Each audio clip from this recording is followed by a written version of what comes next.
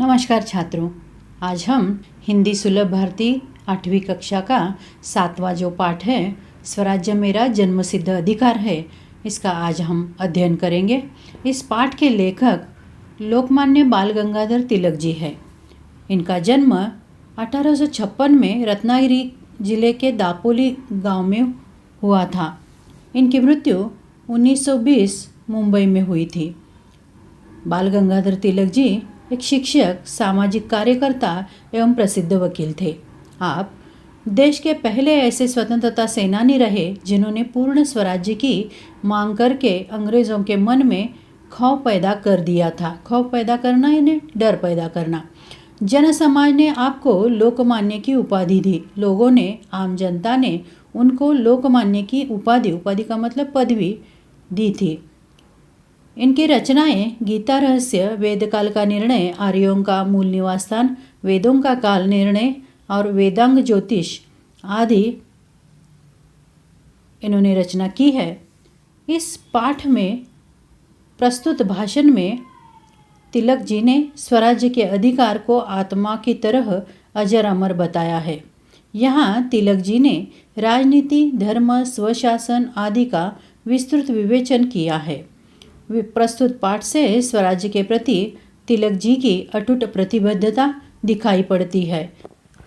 छात्रों, प्रस्तुत तिलक जी का भाषण जो है वह इस पाठ के माध्यम से हमारे सामने प्रस्तुत है।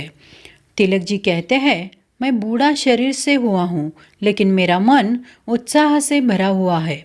इस कारण मैं मेरी युवावस्था को छोड़ना नहीं चाहता। यहाँ पर वे कहते हैं कि मुझे अगर कोई स्वराज्य के लिए कार्य करने के लिए कहे तो मैं तुरंत करने के लिए तैयार हो जाऊंगा। आगे वह कहते हैं कि अब मैं जो अपने भाषण में बात कहूँगा वह चिर युवा है। चिर युवा यानी वो बात हमेशा चिर अमर रहेगी। इस समय उनका शरीर बूढ़ा और जर्जर हो गया है। जर्जर का मतलब बूढ़े, कमज़ोर। लेकिन वे यह बात कहते हैं कि मनुष्य का शरीर कमज़ोर हो सकता है, लेकिन आत्मा अमर रहती है। आत्मा का मतलब मन, जो हमें बाहर से दिखाई नहीं देता, लेकिन सभी के अंदर होता ज़रूर है, और आत्मा हमेशा अमर रहती है। उन्होंने भाषण में आगे कहा है, वे आगे कहते हैं कि यह भी कहते हैं कि हाल ही में जो होम रूल गतिविधियाँ चल रही है उसमें सुस्ती दिखाई दे रही है। जो हम इतिहास में पढ़ते हैं होम रूल आंदोलन के बारे में, जो हमें तिलक जी ने 1916 में होम रूल लीग की स्थापना की थी। अगर आज सभी होम रूल का कार्य ठंडा पड़ा हुआ दिखाई दे रहा है, लेकिन उसके पीछे सभी की भावना यानी स्वतंत्रता की भावना है और वह जिंदा है। तिलक जी आगे कहते हैं, आत्मा ही परमात्मा है, और उनका कहना है कि मन को शांति तभी मिलती है जब हम ईश्वर से एकरूप, एकाकार होते हैं। इसलिए स्वराज्य मेरा जन्मसिद्ध अधिकार है, यह घोषणा तिलक जी ने की थी। यह भावना मेरे अंदर जागृत होने के नाते मैं बूढ़ा नहीं हूँ।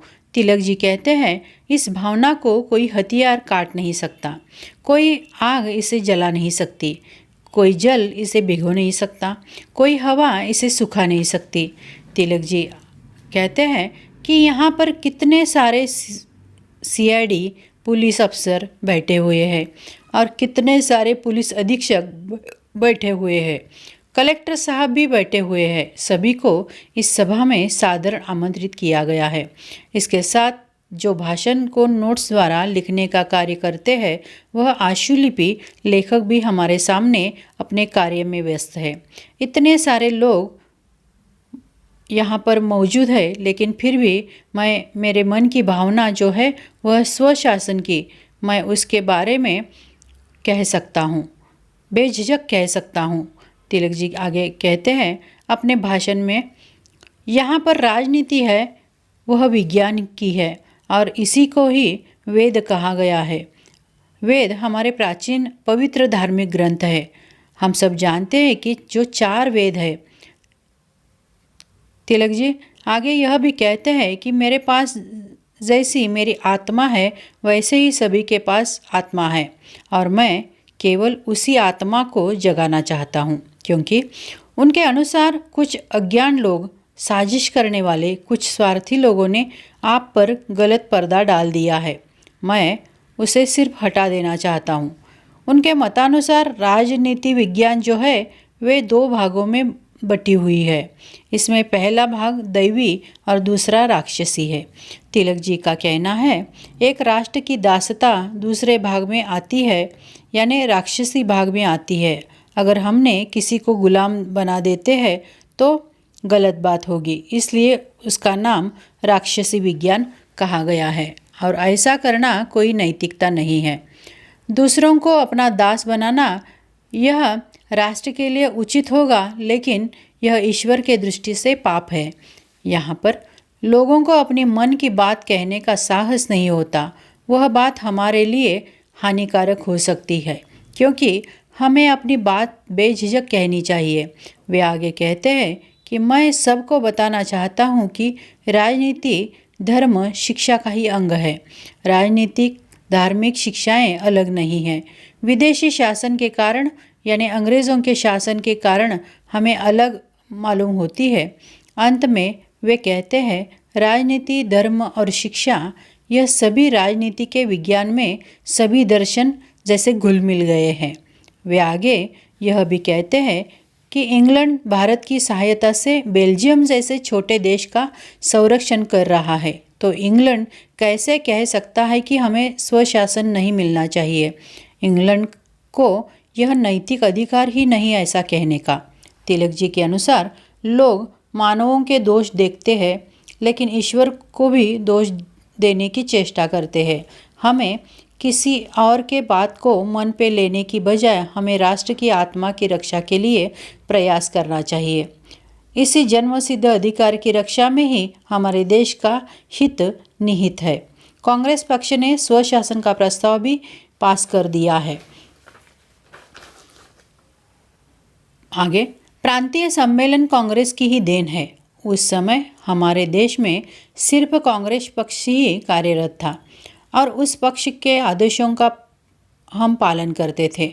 हमें अपने स्वशासन प्राप्त करना चाहिए। हमें ऐसा संकल्प करना चाहिए कि हमें कठोर प्रयास करने पड़े तो भी करने चाहिए। मरुभूमि जैसे प्रयास का मतलब है कठोर परिश्रम, चाहे हमें अज्ञातवास में रहना पड़े या बहुत कष्ट उठाने पड़े। अंत में प्राणहीन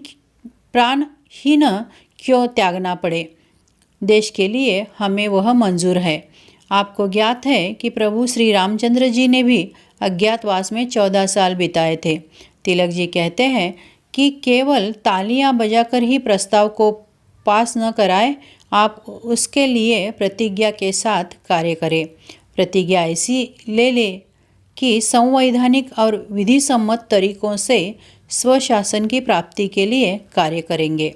अंतिम परिच्छेद में तिलक जी कहते हैं इंग्लैंड के शासक जॉर्ज ने भी यह स्वीकार किया था कि भारत के सहयोग के बिना इंग्लैंड अब चल नहीं सकता। 5000 बरस पुराने एक राष्ट्र के बारे में सारे विचार हमें बदलने चाहिए। आगे तिलक जी कहते हैं कि फ्रांस के रणभूमि में ब्रिटिश सैनिकों की जान हमारे भारतीय सैनिकों ने बचाई थी और शूरता का परिचय दिया था। हमें उन्हें बता देना चाहिए कि तब भारत की कुल आबादी 30 करोड़ थी और उनके लिए जान देने के लिए हमें हमेशा तैयार रहना चाहिए और स्वशासन के लिए भी हमें सभी प्रयास करने चाहिए। यही इस भाषण का मूल उद्देश्य है। धन्यवाद।